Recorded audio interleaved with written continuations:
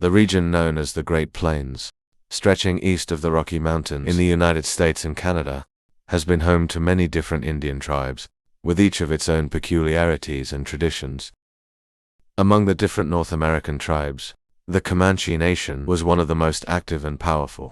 They inhabited the territories that today comprise of north-central Texas, eastern New Mexico, southeastern Colorado, southwestern Kansas, and western Oklahoma. The Spanish colonizers called the historic territory the Comanche. Originally, the Comanches were part of a group of tribes known as the Eastern Sh, who lived mainly in the Wyoming region and shared the same language and customs. The Sh kept a very similar lifestyle to that of the ancient hunters and gatherers of prehistoric times, living as nomads and without notable military might. This was bound to change. With the arrival of the Spanish conquistadors, around the year 15, the Europeans had brought firearms, and particularly horses, to the American continent, which brought great changes to the culture of the native peoples. The command of horses gave the Comanche tactical superiority against other neighboring tribes that did not yet have these animals. The Comanche split from the Shoshone, with about 10,000 members. They first migrated to the Central Plains before proceeding south to an area that stretched from the Arkansas River to central Texas as they continued to migrate. The Comanche population increased dramatically due to the plentiful buffalo. Thanks to the horses, yet again, they could be hunted down more easily and become the Comanches' primary source of food. As their population grew and a war-based culture developed, the Comanche soon became the most feared warriors in the territory. They were renowned for their savagery in combat and their great skill as horsemen. They were also dreaded for their habit of kidnapping people and mistreating them in a very cruel way, considering their captives as slaves or commodities to be exchanged for furs and horses. The Comanche fought against the Apache and pushed them out of the plains. By the end of the 18th century, the struggle between Comanche and Apache had taken on legendary proportions. In 1784, the governor of Texas, Domingo Cabello, wrote that the Apaches had been defeated on the southern plains in a battle that lasted 9 days, somewhere in northwestern Texas. The Comanche Indians often resorted to night raids against their enemies as a tactic. This was usually on full moon nights, when visibility was better, allowing the Comanche to see their routes. This led to the English term Comanche Moon, when the Comanche would attack to capture horses, hostages, and weapons, unlike other indigenous lineages, such as the Cheyenne and Arapaho.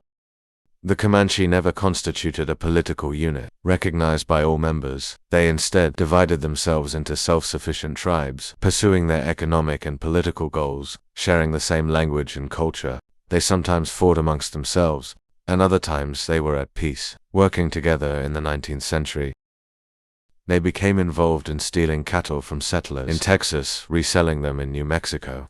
They fought against the Mexicans and European settlers, and many of the other Plains tribes during this period, having ruled the area of Texas, including northwestern Oklahoma and northeastern New Mexico. The Comanche were so successful in the art of horse taming that they started supplying horses to French and American traders. During the 19th century, the traditional Comanche burial practice was to wrap the body of the deceased in a blanket and lay it on a horse behind the rider. He would then ride off to find a suitable burial place, such as a safe cave. After the burial, the rider would return to the camp, where the brave relatives would burn all the deceased belongings. This custom lasted until Christian missionaries coaxed the Comanche to bury their dead in coffins and cemeteries. Also during the 19th century, the Comanche managed to maintain their independence and even increase their territory. Soon, however, this area of prosperity would be gravely affected by a wave of epidemics due to Eurasian diseases, for which the Comanche had no immunity, such as smallpox and measles. Smallpox and cholera outbreaks occurred between 1817 and 1849, had a major impact on the Comanche, whose population dropped from about 20,000 to only 7,000. In the 1860s, the efforts to move the Comanche to a reservation in the Oklahoma Indian Territory began. The American government provided them with churches, schools, and annuities in exchange for a vast expanse of land, totaling more than 60,000 square miles. The Americans also promised to stop the buffalo hunters, who were decimating the large herds on the plains, under the condition that the Comanche, along with the Apache, Cheyenne and Arapaho would leave their land.